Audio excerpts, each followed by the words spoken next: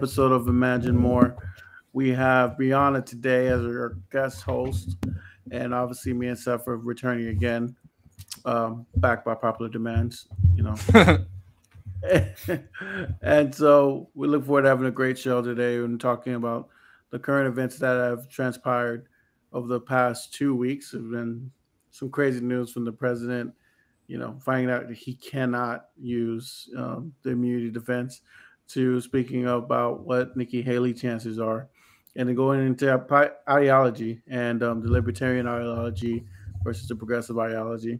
We have a packed show, and I look forward to really diving in deep with Brianna to go over, her stance and what she believes and what ways we can move our country forward. So I look forward to it. I hope you guys are ready. And without further ado, Seth. Welcome, everybody. It's been a minute since we streamed. We're still trying to get our schedules in line ever since the end of the last year, which is pretty hectic for both of us. Do you not hear me? Do you hear me? No, you froze up. You froze up for a second, but you're good now. Yeah. We're back. Today we have Brianna. I've known Brianna for a while on Twitter. I don't know if any of you guys are already following them, but we should. You guys should follow Brianna. We'll put their plug at the end. You're working with the Center for New Liberalism, right? I'm not fully aware of what projects you're working on right now, but I'd love to hear about it. Alrighty, well, first of all, thank you both for having me. I'm very glad to be here. I am working on a million things at once, as usual, unfortunately. Every time I tell myself I'm going to rest up a little bit from political stuff, I end up just putting 2 feet in again. As of right now, I'm on the steering committee of the Center for New Liberalism, and I'm also the Columbus chapter lead. Trying to do what I can on the ground, finally, in a much more meaningful way than I ever did back when I lived in New York. But where do you live right now? Oh, you live in Ohio? Yeah, I live in Columbus, Ohio. That's a big change from Columbus to New York. I got some beef with Columbus personally, but I'm a born and raised Michigan fan, so. That state up north. Yeah, the damn Ohio. We fought a war over this. There was a literal Michigan-Ohio war. I'm still mad about it. I'm learning. I remember when the games started coming around, back when I worked at the movie theater, one of my managers was covering up all of the M's everywhere. And I was like, what the hell are you doing? And then I realized, it's a sports ball thing. I don't watch football or anything, so I was just completely oblivious to that entire rivalry and dynamic that was going on. But it's been very fun. That rivalry started because Michigan fought a war with Ohio over Toledo in the 1800s. Nobody knows about, but we got the Upper Peninsula and they get to keep Toledo. So you can see who won that war. They get a dirty little town, and we get the entire Upper Peninsula with copper mines and economic resources all around. So whatever. We love Toledo. We love Toledo. The people of Toledo are great people. Sure. I've been there some of them. So far. I'm sure some of them are great people. Very nice people on both sides. Yes. Oh man. So tell us. So what made you choose Ohio, coming from New York, big city? That's a good question. Small town. I guess that's mostly like a personal question. Like I just moved there to be closer to my partner, basically. Okay. But so little bit of backstory. I grew up in New York City, in Queens in particular, been there pretty much my whole life. Very briefly, I lived in upstate New York, really central New York, town of about 1,000 people, maybe 1,200 people, and I don't have a car. So when I had a little bit of an opportunity to move to Columbus, Ohio, I was like, well, I'm already living in the middle of nowhere. It can only get better. It cannot get worse. True. Well, however, you did move to Columbus, but... Yeah, however, moving from a deep blue state to arguably a red state has definitely been a bit of a culture shock. But is Columbus? Columbus is probably pretty blue, though, right? Yes, yes, it is. Okay. Columbus is, and so are like the other cities. Yeah. But the state overall, there's a Republican supermajority. That's for sure. quite. I can't really say it's purple anymore. I do think like the population of Ohio is definitely like not that Republican, but the way voter that base. just there's a lot of gerrymandering, a lot of really, really bad maps. So yeah. yeah. Yeah, that's similar to us in Florida, and Seth will tell you more about it, but we're kind of was that purple state for a very long time, and now we're like red. Like Florida and Ohio do have a lot of similarities in that way. I didn't think about that. Yeah, so it's very. I understand what you're going through. It's a weird dynamic because in the cities it's very blue, like in Florida, but the state is red. And so you're like here you have these completely two different ideologies like battling with each other. And so that kind of makes me think like how does someone comes from a liberal state like New York who has not necessarily liberal, but let's just say they're more progressive than Ohio, obviously. How do you take that and then try to what essentially I'm asking what made up your ideology? What makes your DNA you? And how do you use that to influence the politics in Ohio? Wow. Okay, I'll try to break that apart best I can. Yeah, that was a really good question. That's got me thinking. Yeah, for sure. Yeah.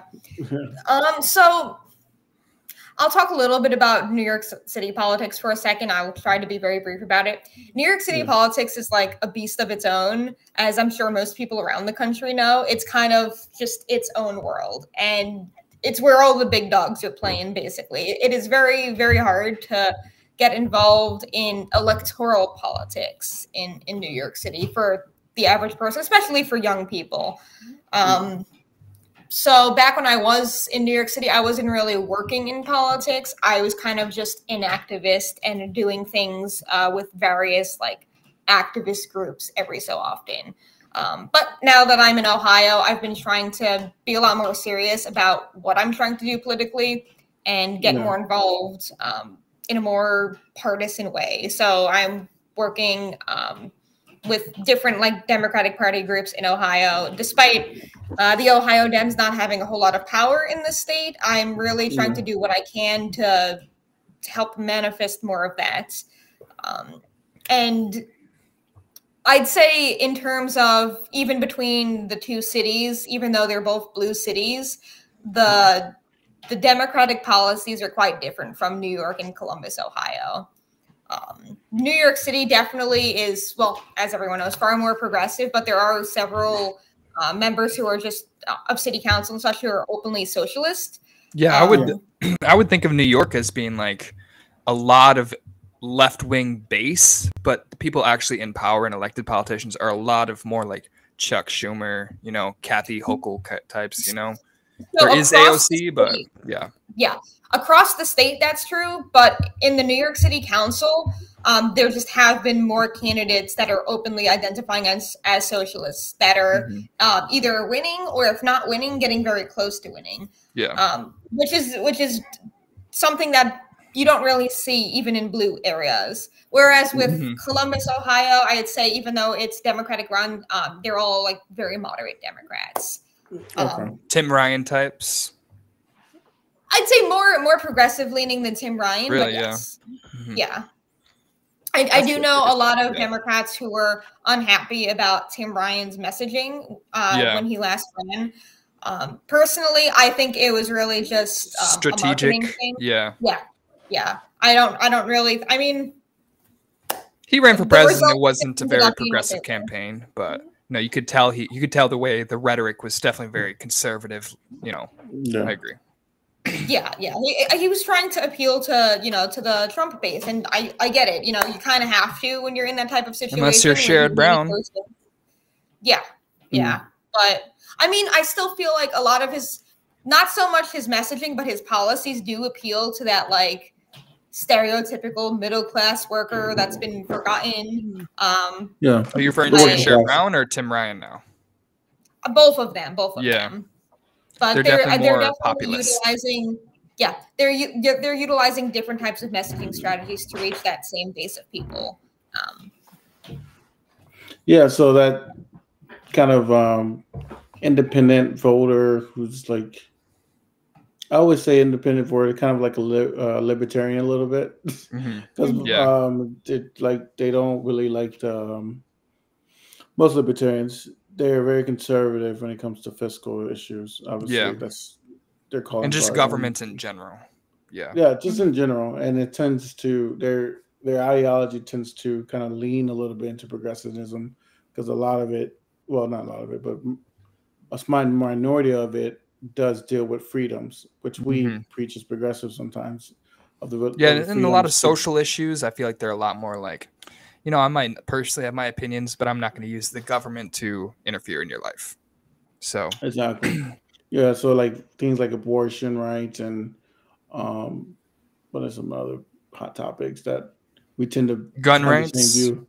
Yeah, I tend to have the same views with libertarians as progressive as and those things where it's government shouldn't be telling people what to do with their body and their lives. And Yeah. so I know Brianna, you explored LGBTQ issues. Yeah. exactly. We tend Or to be on the same. vaccines. Your marijuana That's a possession. mixed bag with vaccines.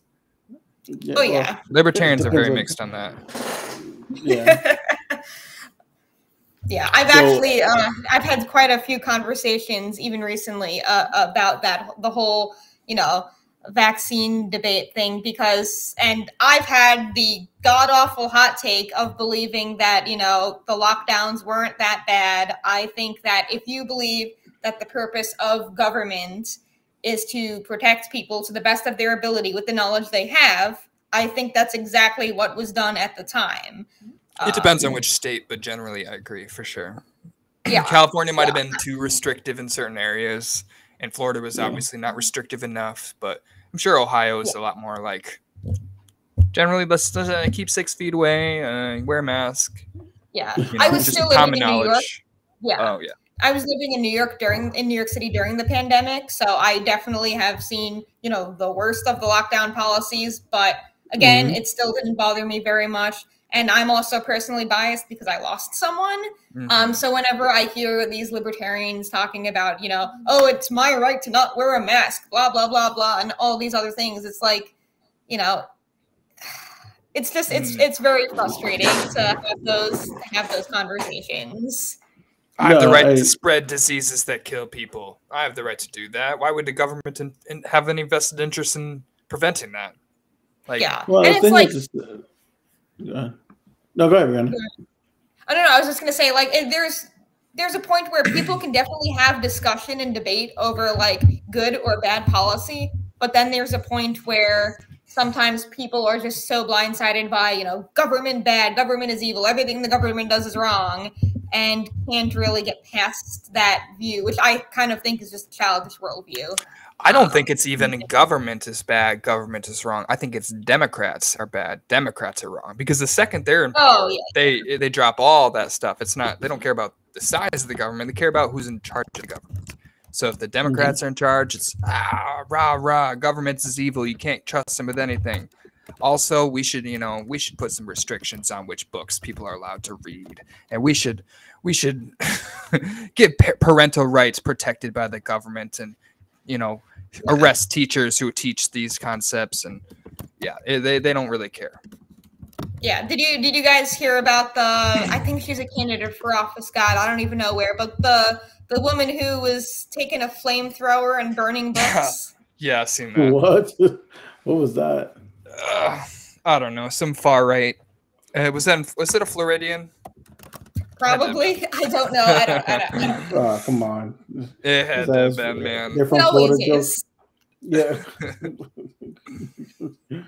So either way, yeah. You're being a you're not a libertarian. What do you actually identify as?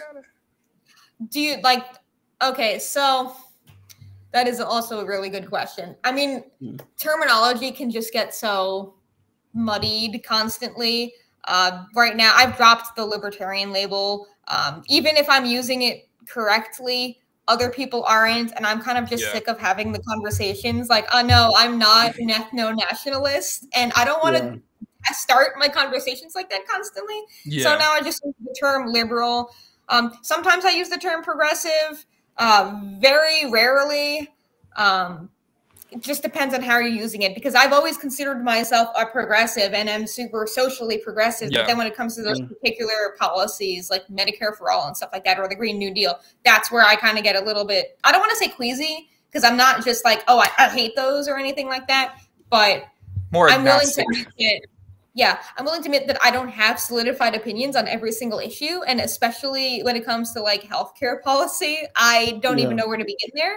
So I don't ever even attempt to project my views on that. Like my view of healthcare policy is just, I don't want people to die because they're poor, and I don't have any other opinions on that. Yeah. I'd say you're a lot more socially progressive, like a civil libertarian with more economic moderate policies. From my perspective. For sure. Yeah. I'm definitely like not all that right-leaning on economic policies. I believe in a market-based system and a strong social safety net. Which I actually think seems to be a change since like the last time we were really talking a lot, because you were a lot more economically libertarian at the time. I don't even remember you supporting a lot of safety net issues. So, I mean, I do feel like you moved a little bit. Oh, go ahead. I don't think I moved all that much. What really happened was I didn't talk about a lot of the things I did support because I had a very right-wing following. And because of that, I intentionally didn't talk about a lot of these things. Like, for example, I've supported UBI for years, really. Yeah. But anytime I would say anything, even like a little bit left wing, like all of the attack dogs would come out. So I kind of just didn't talk about those things. I would just, keep them on the low key, which I shouldn't have to, but But, well, because because I mean, right now it's like these words sometimes are trigger words, and people don't actually look at the actual policies; they just look at the word, And in terms of UBI, sorry, go ahead, Jesse. No. Explain UBI. Your take on it. In terms of UBI, like I've been seeing more and more studies being done on it that are showing like, hey, this works. Like this is having positive effects, and the downsides that people have been speculating about haven't really been happening in any of these studies so far, which I think is really promising. But a lot of people just want to be like, oh no, that's socialism. Or then we have the people who are socialists who are like, it's not socialism. It doesn't go far enough. But I just think right now, like I'm at the point where I really want to see more policy that's just based on, studies that are showing us that this is something we should try because it has positive benefits for people. That's where I'm at. I feel like if your politics is not based in utilitarianism and consequentialism, then you're kind of like wasting your time. If it's not based on the actual given data, the actual consequences of the policies, and it's just like ideologically based political positions, you're gonna end up with some bad policies. You know what I mean? It has to be down to, well, I mean, you have to have certain values because your policies have to match your intended goals. Like I would like to reduce income inequality. Well, then let's just raise minimum wage to $50 an hour, blah, blah, blah, blah, blah. That doesn't necessarily fix the issue. You got to actually figure out which policies reduce income inequality, not just like posturing, this is left wing, I'm going to take off any policy that's left leaning. So I don't know. I feel like that's where we differ from a lot of leftists per se. Yeah, and I've actually been thinking about this a lot because I personally don't even know if I'm more like of a deontologist or like a consequentialist. But definitely, I feel like there has to be some sort of middle ground, and I'm not as well versed in this type of philosophy as I'd like to be quite yet.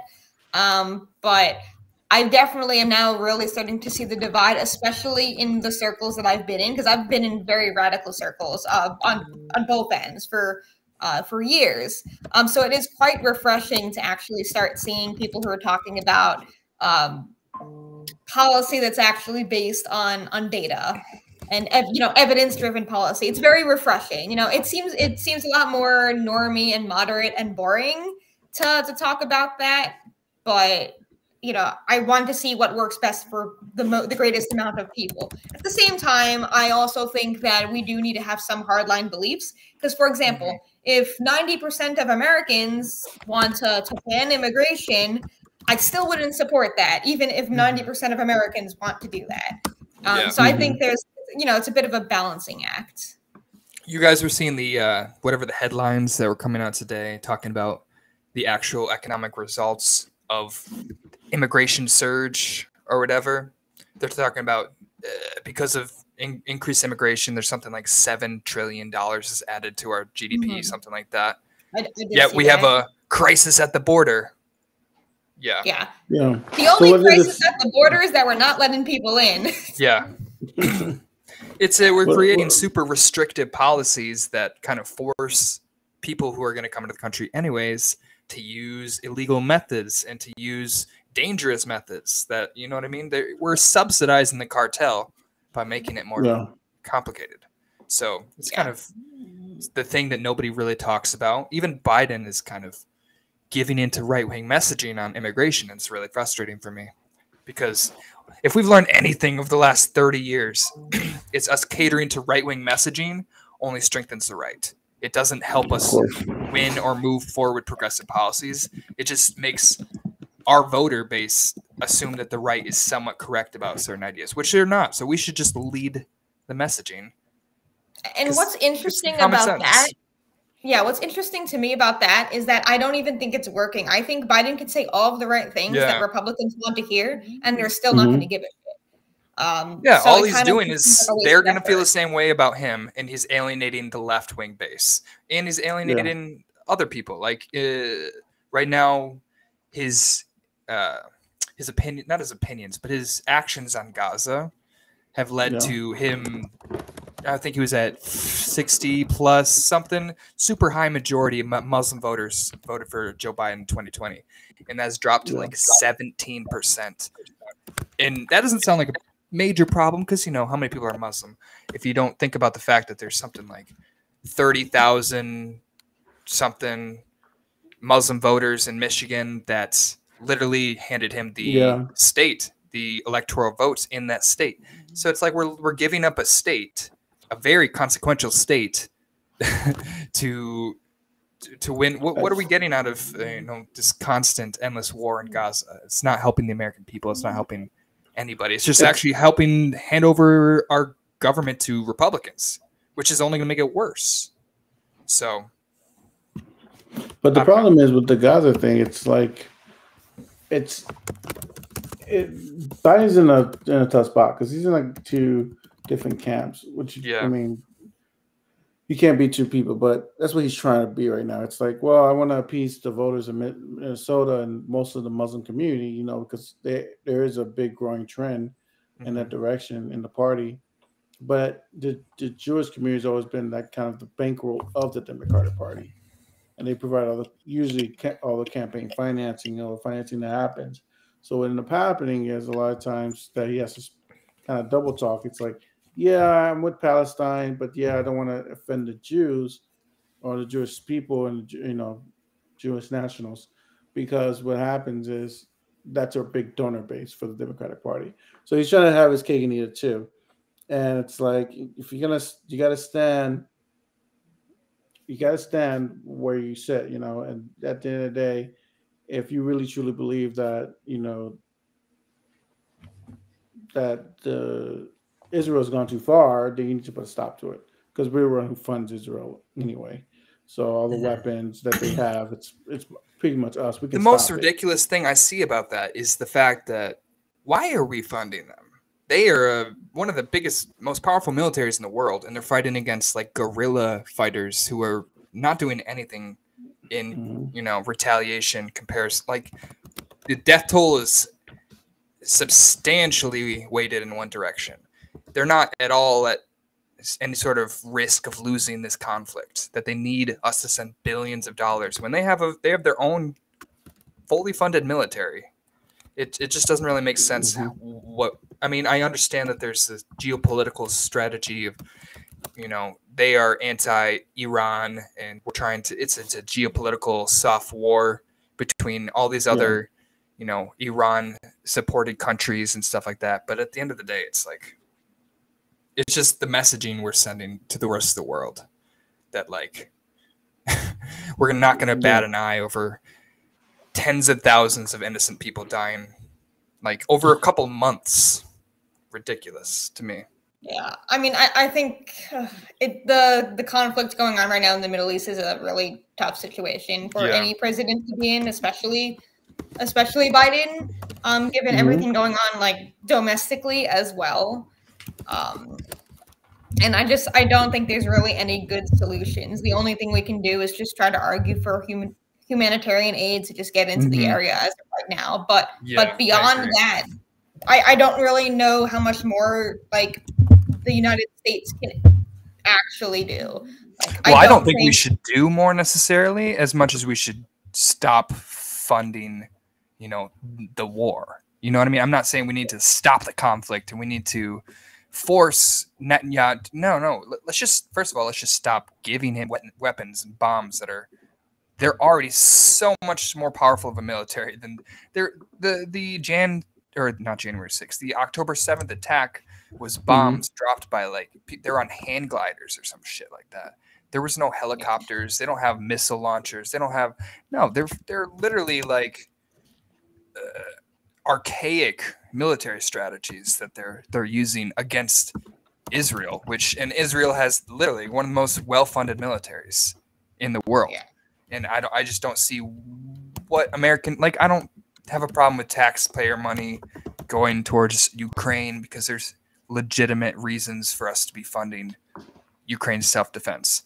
I just don't see why we're funding Israel. I don't know.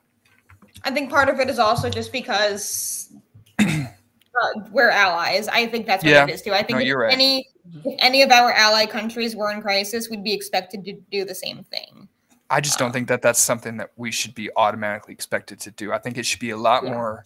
We should have a lot more critical of a lens of the things that we're funding overseas, because we've done things in the past that have negative externalities that have led to, Al Qaeda being a bigger, like Osama bin Laden. We helped fund the counter insurgency or whatever against when the Soviet Union was occupying Afghanistan, and guess who kept those weapons and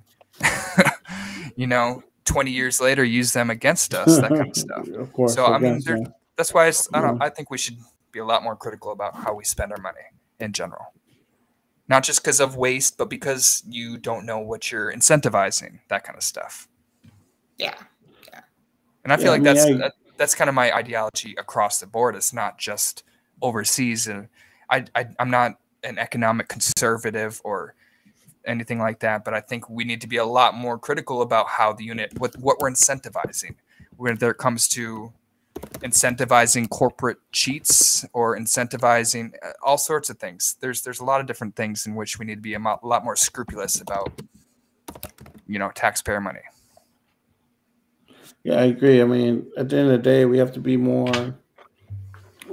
understand that, the modern warfare, and you've heard me say this several times, that the modern warfare is not on the battlefield of traditional military boots or anything like that. Yeah. The modern warfare is in the middle class of the people that we have. So our forces and our strength is to come to intellectual, to ideas, and how are we strengthening our actual economies of ideas in America.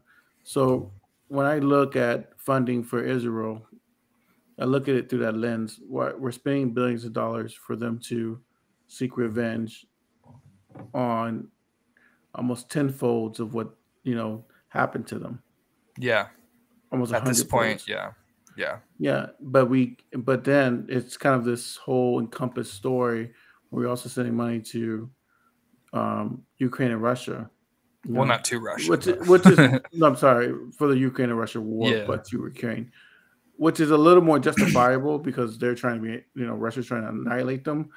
And Russia's probably would expand past Ukraine if they had the chance. Like it's we're putting our feet in the boots or feet in the whatever phrases. Feet in the snow. Feet in the snow. I think we stick our feet in the snow. More appropriate getting the Ukraine and Russia is like in the cold area. Yeah. But we've also got Taiwan to think about. True. We also have Taiwan. So these things are they're to the point where it's like I'm at the idea that we are limited. It's farce. I mean, at the end of the day, America could be in all three wars Yeah. and still be and survive. But the problem is, it's hard to justify these wars when you have people when you have such high homelessness in America. Yeah, You and have we're not. What such have we high. passed in the last couple years? Like, there's so much lack of. I think there was like the longest period of no bill passing in hundreds of years or something like that recently. Like, absolutely nothing's passing Congress, and it's. I mean, we had a Yeah, few bills passed in the first 2 years, and we've gotten a little bit of stuff changed here and there. But at the end of the day, our legislature is basically non-functional. And it's I Yeah. don't not. think that that's in anybody's best interest. Yeah, absolutely. Just as it's like a stalemate. So Yes, it's that was the word I was I don't looking think for. I've ever I don't think I've ever quite seen anything like this with what's happening right now in American government in Yeah. our political system. But and Yeah, I don't know when it'll stop. But as of right now, it's ridiculous. It's both ridiculous and scary to watch. Yeah, it's yeah. not, I and it's not mean, very optimistic thinking about like, oh, we can make all this change in the next election. When really it feels more like we're fighting to maintain the lack of action that we're divisiveness. already at. It's like, oh, this is better than Republicans passing everything left and right. So let's just stick with our little stalemate, and it's more preferable to like we can't really even envision any sort of progressive policy changes in the next 4 years with how close it is in Congress all across the board, honestly. Yeah, and I think that's also why it's so important to not overlook what's happening at the state level. Because a lot of people are constantly just focused on what's happening federally, but a lot of this political animosity stems from like the state level, because we're seeing Republicans gaining a lot of ground in places where historically they haven't, and we're seeing Democrats lose that ground. And I'm not sure exactly what can be done to prevent things from further sliding. And I guess I am one of those people who would prefer the stalemate to Republicans passing everything, because then, Yeah. we as of right now, this point in time, things would be pretty bad. If we see another presidency, it'll be pretty bad. It's gonna be substantially worse than the last one, because he was still trying to play off that he's a working class hero, and he's gonna be the president to save the blue collar workers and all that stuff. And he doesn't care about any sort of messaging after this point. Like, he's just all ego, all his own achievements or lack of, I don't know, his contributions to the stalemate and to the lack of action in Washington, D.C. And he just wants to mess it up like a tornado. And he's going to run on that, and he'll feel proud about it, which is not good for us. We can't even pretend that it's about the issues anymore that he initially ran on, because at this point in time, we're not even operating on the same plane of existence. Yeah.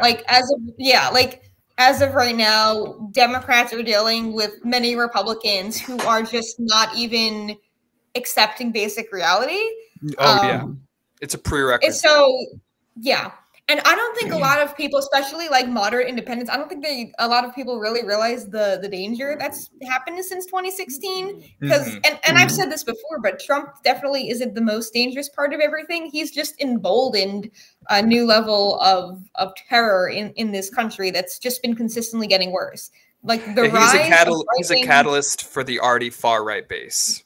Yeah, there's been a significant rise in right-wing domestic terrorist cases like in the country since 2016, and especially since 2018. Yeah. So I don't know. I just know that we have to just hold the ground by any means necessary, and then at that point we can start moving in the right direction again. But yeah, I don't know how any Republican could, in good faith, say that Trump cares about the issues when there's a bipartisan bill of policies that he advocates for and recommends that he doesn't want passed now because he won't get credit for it. So, which is as indicative of that he doesn't care about the people or the policies or anything at all. He just cares about putting achievements next to his name. Which Yeah. is absurd. And I mean, like, and to me, you know, as a young person, I don't even understand how he was elected the first time to begin with. Like, so I'm still in disbelief from that happening. And now I'm at the point where you have to just recognize that we're not dealing with people who, you know, who are acting reasonably anymore, who are actually promoting what are policies that benefit people. It's really hard to run on reason when 45% of the country doesn't have that as a value. So it's like, how do you reach the people that don't really see policy as, or data-driven points as important? They'll look at the data and say, well, who did the data? Oh, it was a liberal data. Just assuming every single thing that they hear and see is through a lens of some government conspiracy to trick you and manipulate you. And when you see it through that lens, that's where the conspiracy brain starts. And every single thing that's ever happened and has been, you know, reported is a lie. And it starts to make sense how 2016 happened. No, and it happened a lot faster than we could have ever perceived. Well, it's all about math. 2016 was, and Hillary Clinton just didn't do the right math. I mean, at the end of the day, that's why we lost. And that's, I mean, at the end, because she won the popular vote by like 3 million. I think it was 7. Was this? No, maybe that's Biden. Maybe that's Biden who got 7. Never mind. She won a popular vote. It's just bad politics, you know.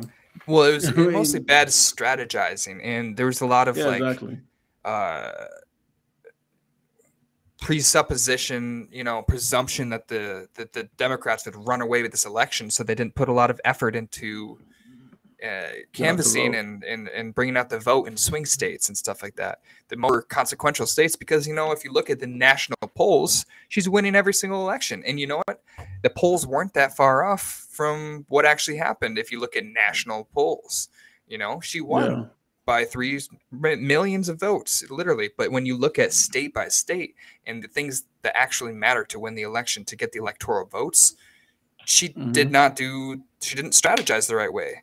And a lot of people didn't show up to vote because of that, you know, sort of condescending behavior towards, you know, regular Americans who are kind of sick of being looked past, you know what I mean, ignored, or at least the feeling that they were. So there was a lot of bad decisions, or a lot of things overlooked in 2016, and I don't know. I'm very fearful of us doing that again. At least Trump has put something in the Democratic Party that makes us a lot more willing to show up to vote. You know what I mean? A lot more willing to contribute to something, and like not taking polls for granted, stuff like that. Yeah, and not just the rise of like the MAGA movement, but also just the domino effect. Like now that Roe has fallen, we've seen a direct correlation between that and between Democrats actually getting out to vote and voting. The actual consequences of not showing up and just assuming, my vote doesn't matter. If everybody had that idea, you know, then your vote truly did not matter, you know? Yeah, and then, you know, now it's at the point where people are starting to realize, like, you know, oh shit, we can, you know, turn things around again. For example, in Ohio, despite the Republican supermajority, we just legalized marijuana and protected reproductive rights, you know? So it's like, even though we're in this deep red state with only a handful of Democrats who are not able to actually get anything done because they're in a sea of red, the voters wanted what the voters wanted. If you go policy by policy, not every state, most states vote for Democrats. But if you put a D or R next to the name, that's where things change. If you take half of these blue collar policies that are, you know, advocated for by Democrats and say Trump said it, just watch how the Republican Party would change. It would change overnight. Yeah. Half their policies, they would drop at the, you know, you've seen them completely change ideologies with Trump, like in real time, like overnight. You'll see them say one thing, Trump says something else, then they all agree with Trump. Like my dad, diehard Dick Cheney voter. Like he's like, I'd vote for Dick Cheney in a heartbeat. Love George Bush. Blah blah blah blah blah. Trump was elected. I hate George Bush. Oh, I won't vote for George Bush. Blah blah blah blah. Like no, it's just absolutely. What's the word I'm thinking? Yes, he's populist. He's not really a Republican. He's not an ideology person. That's kind of most of the Republican base now. There's not a lot of committed ideological Republicans anymore. They're just sort of anti-liberal. You know, they're not really dogmatic about which policy positions or stances at all. It's just they want to be some sort of renegade, and they want to be set apart from standard liberal mainstream ideas. Yeah, they're very reactionary to whatever the left is doing. Yeah, pretty much. Not even the left. They're the most strawmanned, made-up version of the left that they perceive, which in their mind, everybody's some sort of I can't even imagine what they're saying nowadays. Trans, pedophile, like conspiracy, Jewish, like I don't even know. They're super conspiracy minded, and every single politician is controlled by the devil and like absolutely batshit crazy things. Yeah, that's why I said earlier, like it's at the point where like some people are just not operating in the same reality as us anymore, and I don't think we should be pandering any of our messages to them, quite frankly. And sorry if that makes me sound like an elitist, but if you're sitting here thinking that there's a new world order that Satan is using to control, to control the Democratic Party and just all of these other things, or that Jews are running the world and anti-Semitic conspiracy theories left and right.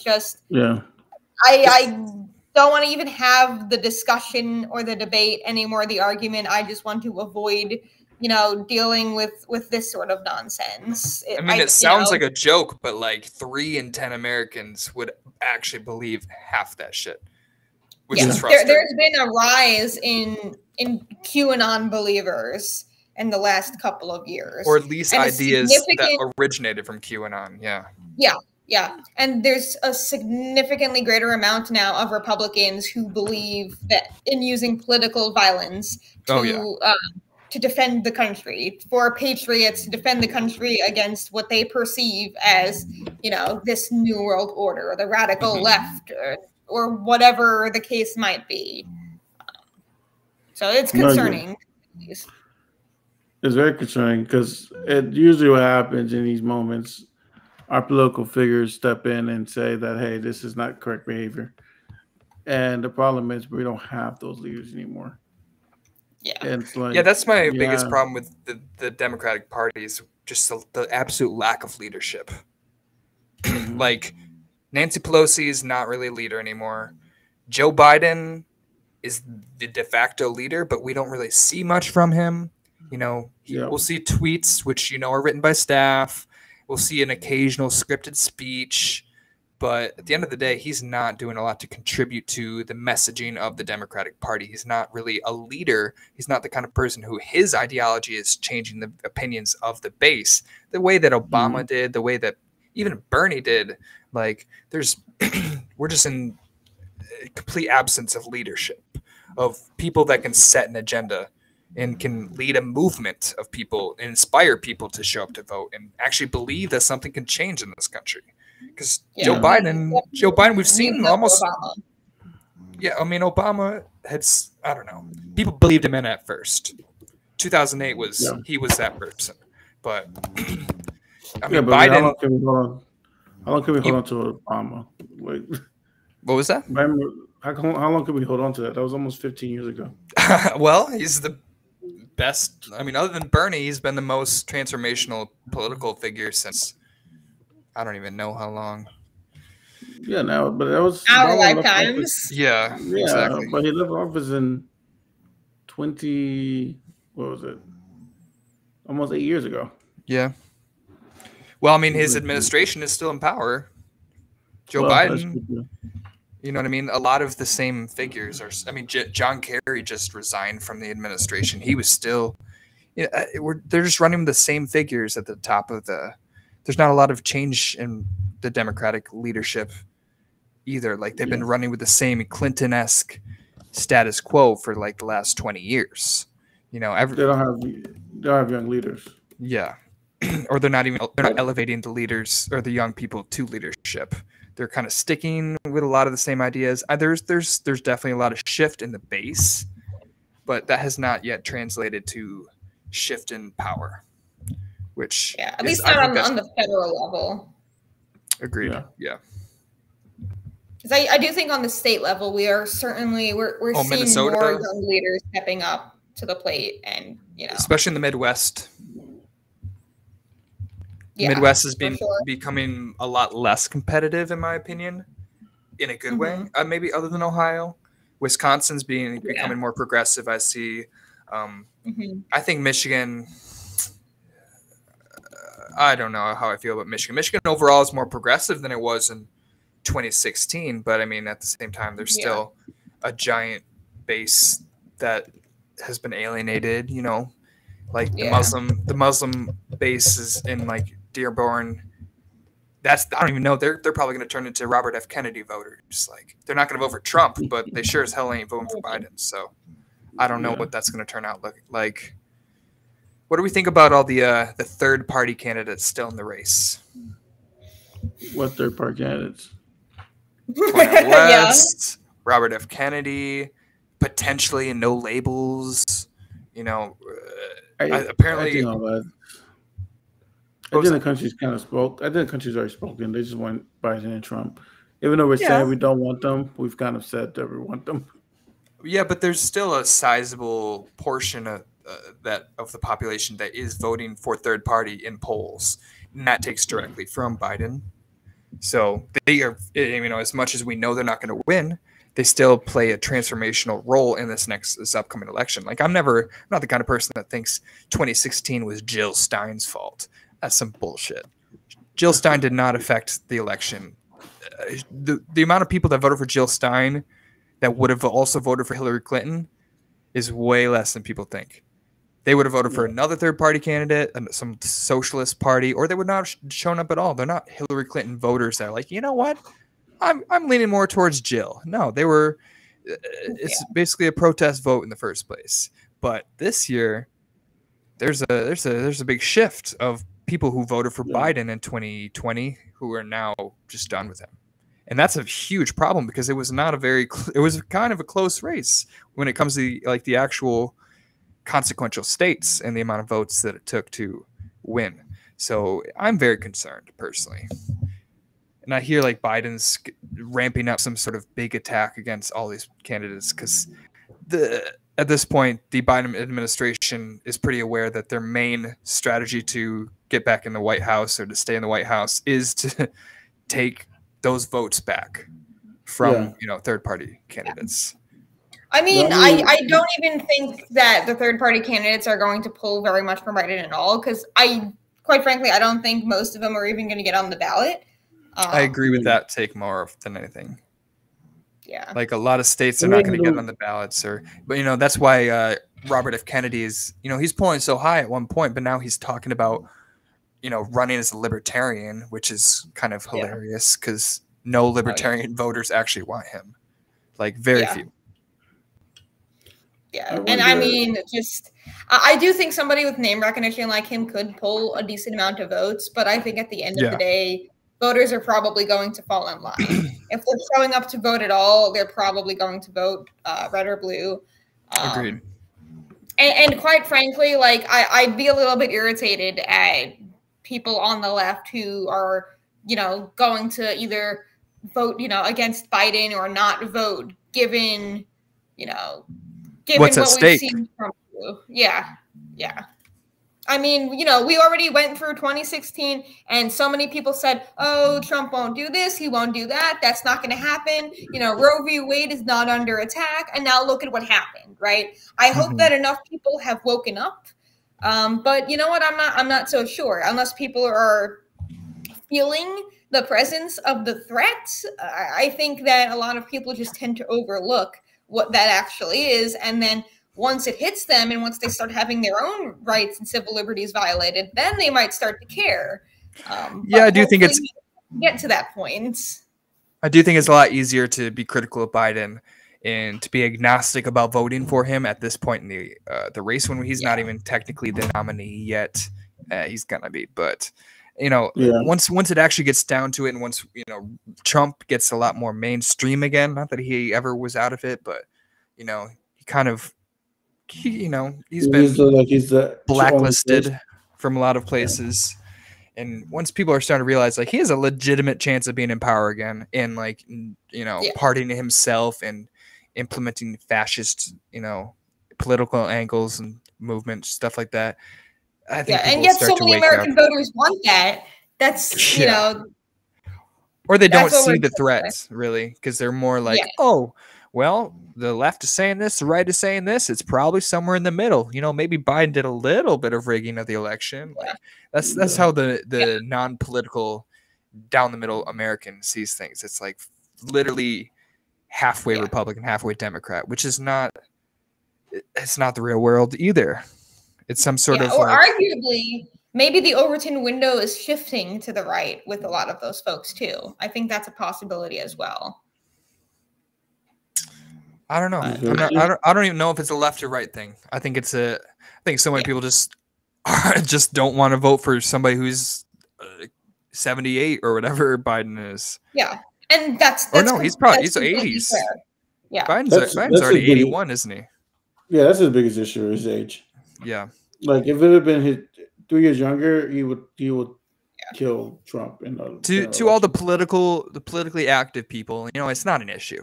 We're aware what presidents do and administrations are really the thing we're voting for. But to the average American that's only shows up to vote for presidents and doesn't know anything, they're like, I hear Trump and he seems confident, and I hear Biden and he's stumbled, he's stuttered in this way, and I don't know if I can trust Biden again. It's they don't really know what's actually at stake. And what they're not considering everyone who is being employed at the White House or otherwise who are actually doing the day-to-day tasks to help run the country. It is not just the president doing that. Some folks need to go watch The West Wing or something. I don't know. Those are just the aesthetic voters, the ones that are I could drink a beer with George Bush, but that's great. I can drink a beer with a lot of people. Do I want them running the country? No, I absolutely do not. I do wish our political party system was a lot less of popularity contest and more about actual policies and actual consequences and stuff. And I think part of it is because it's a bifurcation of political views where we only have left or right, black and white. You know what I mean? There's good and bad. There's not a lot of nuance. And I think having something like a parliamentary system where, I agree with this party and, I'm a social democrat and I agree with them, but we'll have a coalition with more moderate groups and this, that. It allows you to actually realize where you stand and which issues you separate from other groups with. And you can agree with some groups and some things and disagree with other. But here it's Republicans agree with this, boom. I'm going to do the opposite of that. Boom. It's all black and white. And I think it's very obvious in how Americans think. I think it has a lot to do with, the system that we set up for ourselves and the political and sociological opinions that we've allowed as a mainstream option, essentially.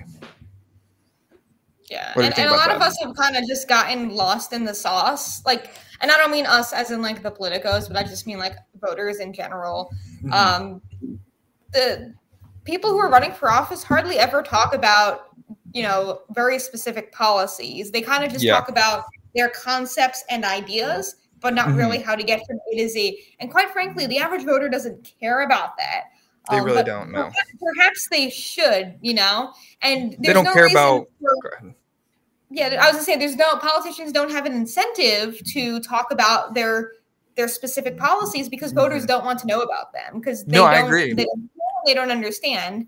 So I think that's a shift we have to move towards. Voters would rather hear a politician advocate for universal health care than, we should have a multi-tiered system where this funding goes to here. No, they don't want to do that because that's alienating to the people that do want universal health care, but not that specific system. So it's a lot easier to just be vague vague. I want universal health care. I want equality, as if that has any meaning. You know what I mean? And I don't think that these political messaging helps sharpen the minds of any sort of voter, because, you know, they don't know what any of those terms mean, and they can equality. I don't want my neighbor to make the exact same amount as me. I work twice as many hours as him. Absolute brain dead. None of it translates to policy, but Republicans seem to think that Democrats want to fucking control every aspect of the economy to make it completely equal or something. They're absolute worst fears, because we don't specify what we mean. And and so it's blatantly not true either. I saw a study recently that said, 85% of Democrats believe that, they're trying to make capitalism work for the American people. Like, the vast majority of Democrats are not even running on anything close to socialist policies. And even if they would value a socialist economy, they still have to work in the capitalist economy. It's not like we're introducing policies that just don't work in the current economic system. They're just advocating for reform, a direction. You know what I mean? Yeah, they're advocating for welfare capitalism. But meanwhile, on the flip side, like, the same amount of Republicans think that, the Democratic Party is overrun by socialists. And if you are a socialist in the Democratic Party, you obviously know that is not true. Yeah. Very true. Yeah.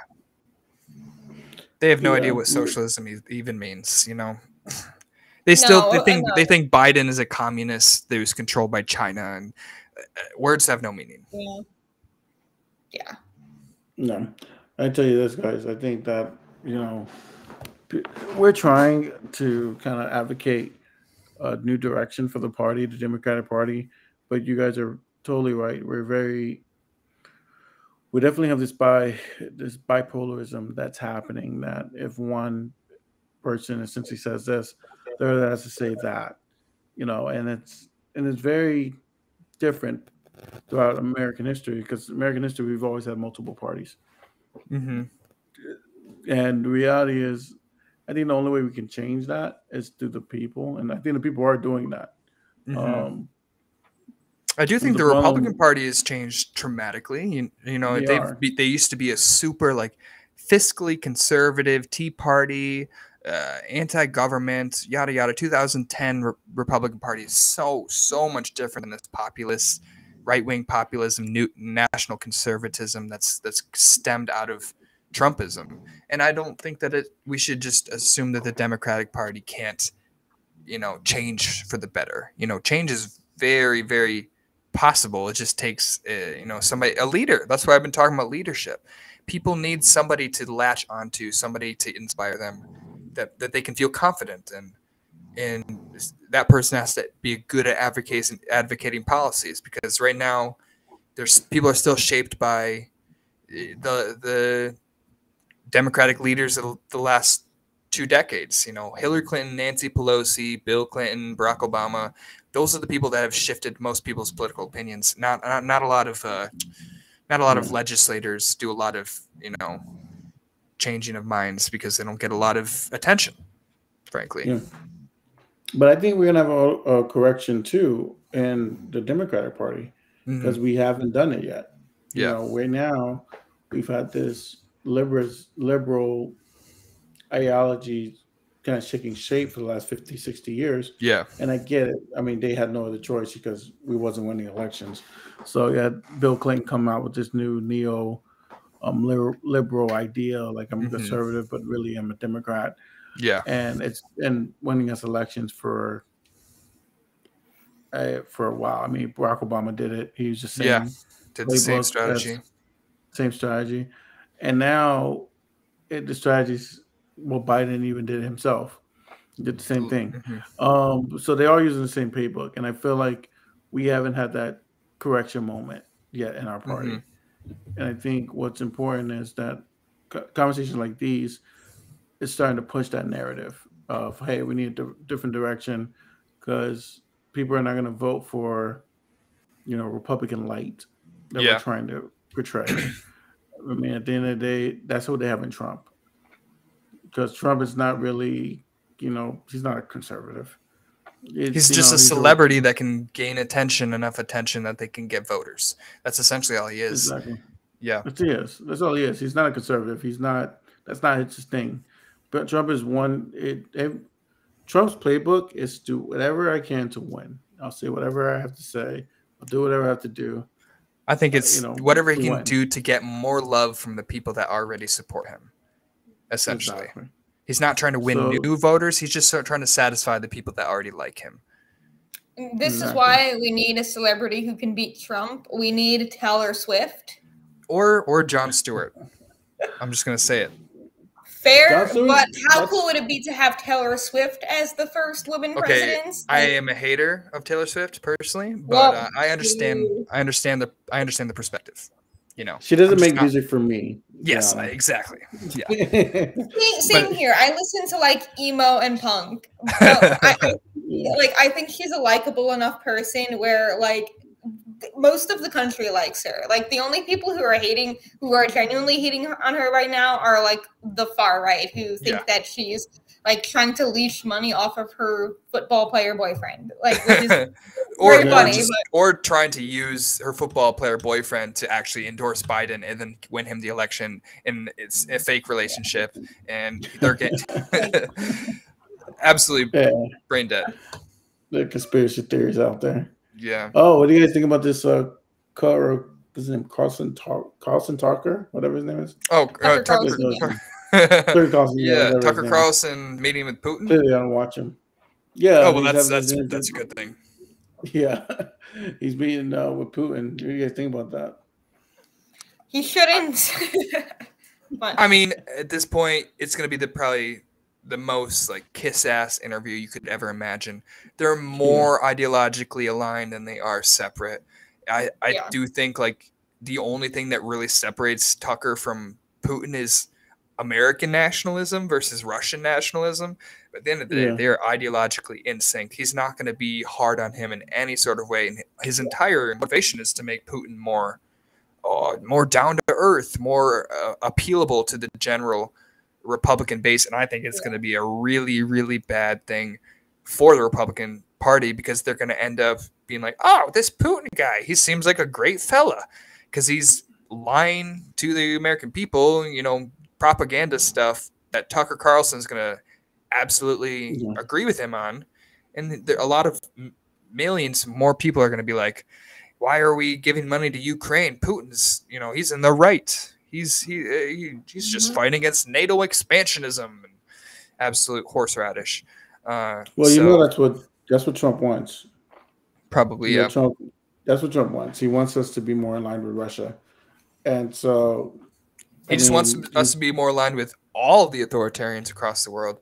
I don't. Yeah. I mean, if you just listen to Joe Biden, Olaf, who's the German's prime minister? Whatever. I'm still on the old one. Yeah, no. I forgot it's something Olaf, whatever. Justin Trudeau, he's a great leader. Biden will say, "Oh, I love what New Zealand's doing." Blah blah blah blah blah. No, Trump will be like, "I love Xi Jinping." Oh, Kim Jong Un is a great man. Oh, Vladimir Putin. Oh, he's a strong leader. The people respect him. You don't ever see him praising any sort of Democrat pro-democracy leaders. They're all fascists. They're all authoritarians. And if that's not indicative enough of Trump's own personal ideology, like, I don't know what is. It's definitely indicative of that.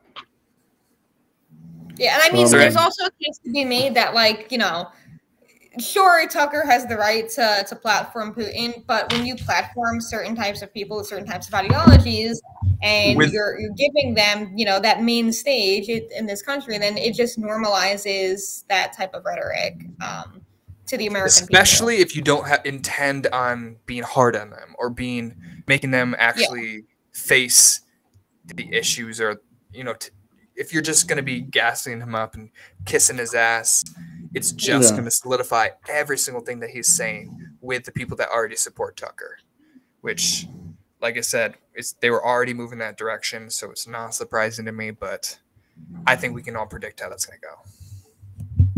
Sure. Any other final thoughts? We're a little bit past time. Any other final? No, my final thoughts is we didn't even get a chance to go over a lot of the stuff that we wanted to go over, but that's because the topic was so good. I mean, for Yeah, me, we do a flash round. yeah. So, well, we have to table the flash round for that one, but I think that for us, what we're, I think we, there's a quote says, I think Joe Biden says it.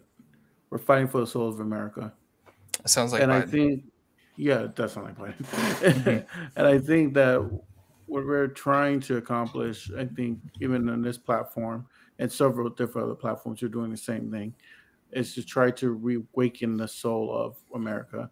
And I Hmm. start asking questions like, "Hey, it's it's not okay that we have such a high homeless rate, but Yeah. then we have all these Fortune 500 companies, the most in the world. Yeah. You know, it's not okay that we're having incarceration rates through the roof, but yet Largest in the world. largest in the world, and majority of that is for possession, not even a crime against anyone else. Yeah, You know, property crimes, like just none. The amount of non-violent criminals that are, you know, it locked up. Yeah. victimless So crimes. exactly. So those are the things that I think that our progressive message stands for. And I mean, one of the things that I think for me to sum up what I've learned from this conversation with us is just that we have a long way to go, and Yeah, we have political leaders right now that they don't really share our ideology of what the future looks like, and they're hopefully, just more concerned with self-preservation of power, and the administration just being in power. They're not really concerned with. They don't. Biden doesn't have a vision. Nobody knows what Biden wants America to look like because hmm he doesn't. He's not good at campaigning on that kind of stuff. He just sort of I'm better than Trump. Do you really not the other want guy. this guy? Yeah, it's. I think we're better than campaigning off of the other candidate being bad. I think we can. I think we can inspire Americans. I think that we have better ideas. I think that a lot of ideas haven't been tried, and I think that they would be able to appeal to people across the board. But I don't think that Yeah. they're focused on that right now because just fear of Trump, which once we're past Trump, I'm not saying Republicans are going to get better, but at least maybe we'll be able to focus on the issues or at least on something new. I'm just so sick of Mm. Trump, Hillary, Biden, all the same exact players. I just want to see something. The reason Trump got elected in the first place is people were just sick of the same two kind of candidates and wanted to just throw a hand grenade in the middle of the field or whatever, shake things up, see, just break the system. They want something new. That's all the American people really, really want. They want something new that is gives them hope, gives them something to fight for. Because right now, a lot of people are just like, my vote doesn't matter. Even if my vote did matter, the politicians I'm voting for aren't going to do anything. Why even show up to vote? I think we need to give people reasons to do that.